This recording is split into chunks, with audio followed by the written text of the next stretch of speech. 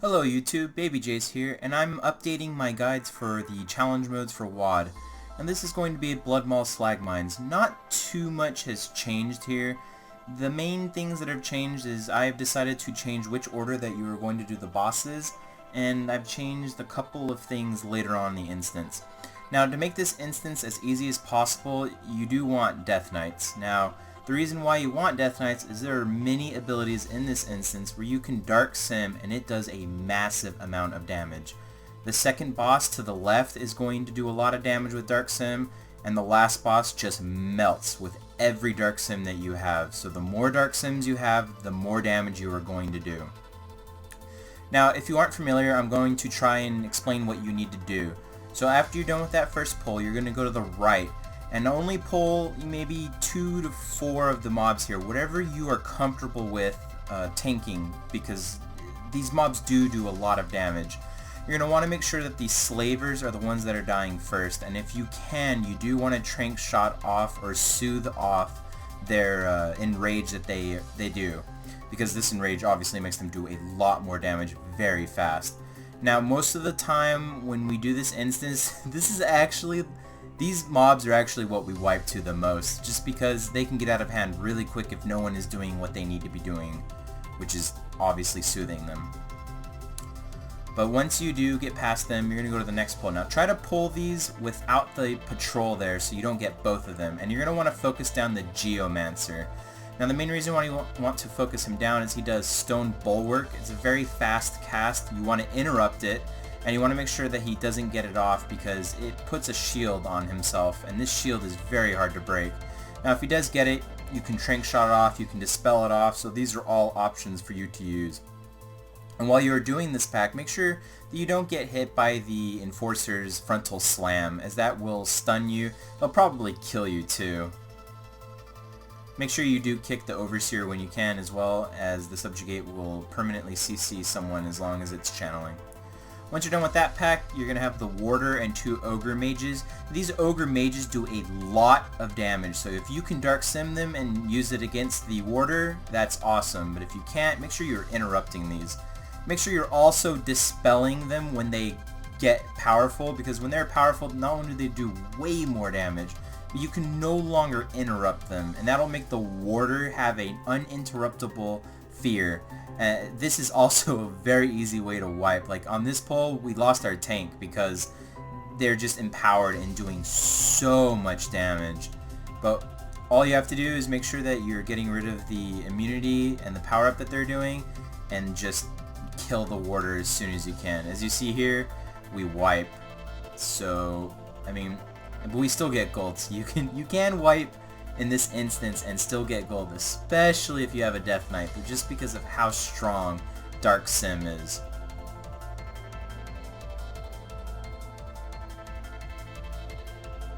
As you can see, we released and came back in, and the pull is still going. So we just quickly came in and cleaned it up and went along to the first boss. Now this first boss is actually pretty simple. You're going to want to use Lust on it. Oh, I forgot. There's 2 mobs right here right before that boss. Just make sure you have someone assigned to interrupt Skull, whatever you assign as Skull, and make sure you have someone interrupting the other one. You don't want to let a fear go off, and just nuke down one of them, and when that one dies, you can just nuke down the other one.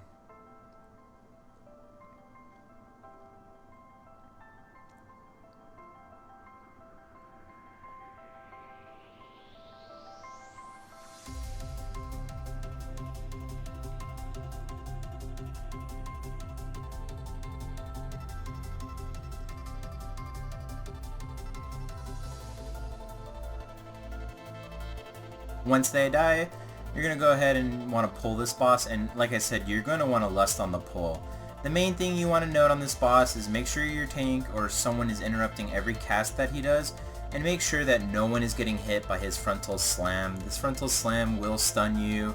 It's like a kick. He kicks like a piece of rock. Just don't get hit by it. It's really easy to dodge. Other than that, make sure you're interrupting every cast he does, because every time he gets this cast off, not only are things going to do more damage, but it's like AoE. And as the fight progresses, you get slaves coming in, and now some of the slaves are enemies and you kill them, and some of the slaves are actually friendly, and a shout will kill them, and each slave puts a debuff on the boss that makes him take more and more damage. So the more good slaves that you have, the more the boss takes, and he'll die a lot faster. You will want to AoE those miners to passively AoE them, I guess. They're not really too much of a concern if you have Lust and the good slaves helping you kill him. But this boss really isn't too hard. Just watch out, if there's a lot of slaves up, your tank can die like ours did here. So, you know, he's kind of an idiot though. He's like a half hyena, half human idiot. So just, you know, deaths can happen. Once you kill him, you're going to go back the way you came though, and to go to the other side of the instance for the second boss.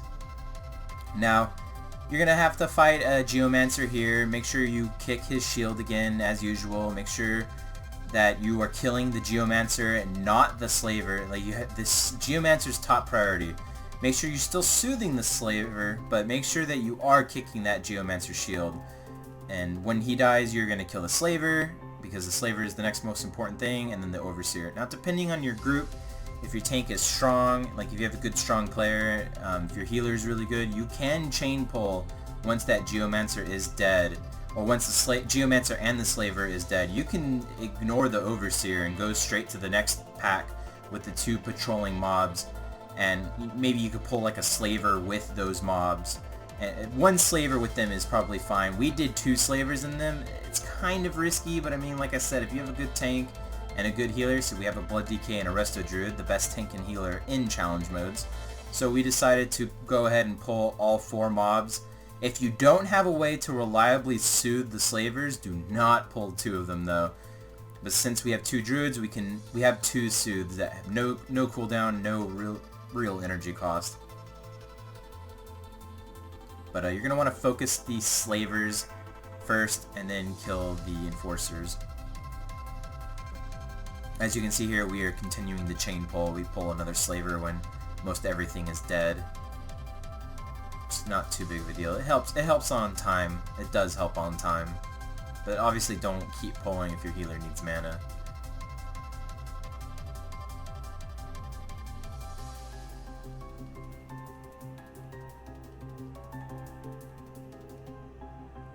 Now, you're going to want to ignore those mobs to the right for a reason that I'll explain later. But once you are ready to pull, you're going to pull all of these mobs to this mini-boss guy.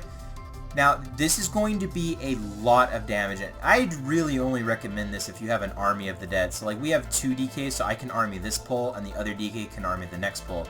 But if you don't have 2 armies, I suggest only pulling the hallway. And then once you've killed the 2 big elementals in the hallway, then come and pull the Magma Lord. It is a lot of damage. Now those 2 elementals do a frontal cleave, so make sure you are not standing in front of them. And when you do, if you do pull everything together, make sure you're interrupting the Magma Lord once you get Dark Sims off, because the Magma Lord does a lot of damage if he gets his cast off. Once you've killed these though, you're going to want to go to the right. Now, try to hug that middle island the best you can so you don't pull the other big ad on the right. You will always pull a Searing Ember though, so just don't worry about that. But you're going to want to go to this next pull, you're going to army, and you're going to AoE the crap out of this pull. Try not to let the warder get a fear off. If you have to, dispel it so you can interrupt it. Just make sure you AoE grip them all together, whatever you can, and just AoE the crap out of them. Your main focus is going to be the warder though. This pull isn't really too bad if you have an army. You're going to want to use like Icebound and tank defensives here too, because this is a lot of damage. Like this pull does a lot of damage if you pull everything and like things aren't getting like chain interrupted, or just if you don't have an army. I mean, you're going to want to use like a lot of your tank CDs right here. This boss doesn't really do too much, and the pulls after this don't really do too much. So this is where you're going to want to use your cooldowns. Now this boss is pretty simple. If you have a Death Knight, you can Dark Sim the boss and stand in the puddles that his casts leave behind. Now, if you don't want to stand in the puddles yourself because the puddles are far away, you can have one of your range members stand in the puddle and it'll still count towards your Dark Sim. So once you do that, you Dark Sim him and he's going to take a lot of damage. Now, generally, we kind of ignored him. Well, he took so much damage that he died, but you want to let him get a second cast off so you can Dark Sim him again, or not him again, but you want to Dark Sim the elemental that's going to come out. So focus some more on the ads, Ruination and Calamity. You want to kind of focus on them so you can get another Dark Sim off on the, not this boss, but on the next boss. See right here, I'm going to Dark Sim. We're going to get the buff. I got it. Now we're waiting for the next boss to come out, and as soon as that next boss comes out, we're going to Dark Sim that guy, and he's going to take a lot of damage as well. See, boss came out. Dark Simming him. Now, you can also Dark Sim the ads that this boss puts out. So, maybe you don't want to kill them right away. You might want to get a Dark Sim the boss, and then kill the ad. Just generally want to tank the boss next to the ad so they die to like passive cleave. You really don't want to focus the ads, but I mean you can if your group isn't the best at dodging their spikes, or if you feel they do too much damage, you can just dodge them. But if you have a Death Knight or two, like this boss is gonna die so fast with your constant Dark Simming that it is a really easy boss. Just make sure that you're getting out of his slam circle, because that does do a lot of damage and it does stun you.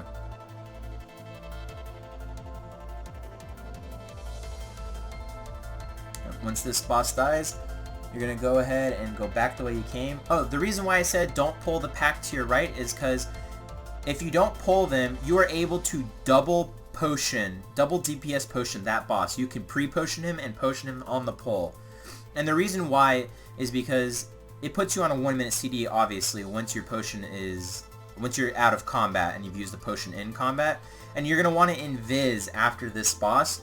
So you can double potion that boss, and the minute that you are waiting for your potions to come back up, you can just do this pull right here. I mean, you have to do it either before you go in or when you come out. You might as well do it when you come out and you're waiting for that potion to come off. Make sure you're killing the slavers first, and then, you know, make sure you're interrupting the overseer too, but the slavers are your main priority.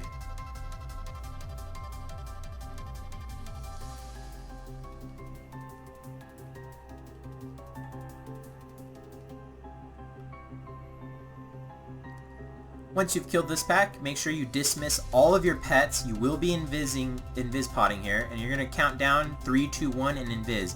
It's important that everyone invises at the same time and goes at the same time, because Slagna will rise out of the lava and it will put you all in combat. This is really bad. So make sure you are all invising at the same time. And then make sure you make your way to the bridge. You don't want to pull those mobs right there. See, one of our guys couldn't make it and they had the pull, and then we're gonna res them.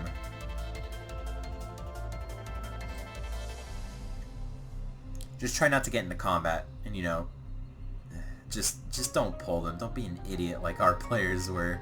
Just don't pull them.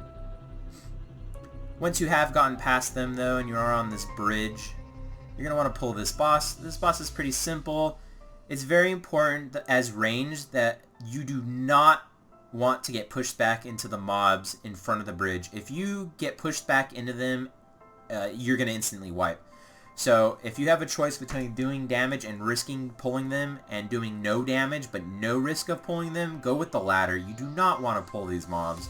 Now, if you stand in melee as ranged, your casting speed is increased by 100%. This does not apply to hunters.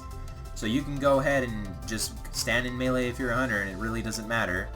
Obviously, don't get hit by the boulders. It's the exact same fight as from Heroic. Just don't get hit by boulders and you won't die. It's a really easy fight. Like, this fight is not as hard as people sometimes think it is.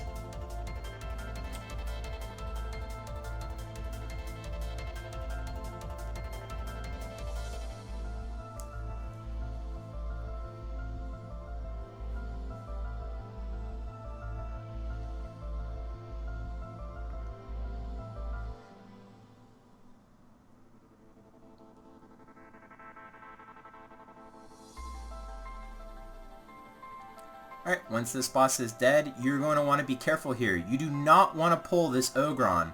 I know in the previous guide, you did pull this Ogron, but not in this one. We found out that you can just skip him. And the way you do it is you just go to the left, far left, you know, along this like little area here, and you just wait. And you literally just wait for him to pass, to just walk right past you, and then you go ahead. And Like, this mob is not worth pulling. He does a lot of damage, and he takes forever to kill, so if you want to save time, like, just skip him. It's very easy. Same with these two Ogrons up here. The way that you're going to skip them is that you're going to have, like, a hunter can pull them and, like, you know, deterrence. You know, pull them to the right. Any class can do this. It doesn't need to be a hunter. You just need to pull them to the right far enough so that you can go in on the left and skip them. And you don't want to pull them. Now, once you've gotten past that pack, you're going to want to pull the flame speakers. You don't really want to pull all of them together because they did buff one of their abilities that they use. That it does like an AoE damage. I don't know what it's called off the top of my head, but they buffed it a lot. So you don't want to pull a lot of them. It's exploding flames, I guess. The main thing you're going to want to do here is you're going to want to save one of them for the boss. And the reason why is because you can Dark Sim their channel flames. All you have to do is Dark Sim them and walk into the channel flame for 1 tick. And you're going to get a spell that does a lot of damage. And you're going to want to save these for the... You can use, you know, your first Dark Sim on them, but then you're going to want to, you know, slow down your DPS and then pull the boss with a full, you know, with a ready-to-go Dark Sim. And you're going to want to Dark Sim the boss. And this ability does a lot of damage. Like, look how fast the boss is dying. This is, of course, with 2 Dark Sims, but even 1 Dark Sim, and this boss dies so fast. And you're just going to want to be nuking into the boss as much as possible with Dark Sim. Kill him as fast as you can. You really want to ignore the other mob. Just don't stand inside of his channel flames. And this boss will die so damn fast. Now once you kill him, you do need to kill 1 more mob, and that's going to be the guy that you left up. If all goes according to plan, you should have gotten your challenge mode gold, and that's it for this one. 1 down, 7 to go, right? If you found this updated guide helpful, go ahead and subscribe. I do plan to release further updated ones if I find new tactics or strategies that make things easier. And if you have any comments or you have any advice, go ahead and leave it in the comments. I'll look at it and I'll look to include them into future videos. Other than that though, have a good day. One last thing that I forgot to mention. Everywhere that I use Dark Sim in this guide, on the second boss for his flame puddles and on the last boss with the channeled flames, you can do the exact same thing with a hunter and deterrence. Now if you have the deterrence glyph, the mirrored blades that reflects back spells being used against you, all you have to do is use deterrence and then run into the puddle, and it's the exact same thing as Dark Sim. And then on the last boss, just run through the, you know, the channeled flame, and it's the same thing too. I'm not sure if you have to target the thing that you want to reflect it back onto, or if it's just reflected on whatever is actually casting it. But it's going to still do a lot of damage, and you're going to want to take advantage of that.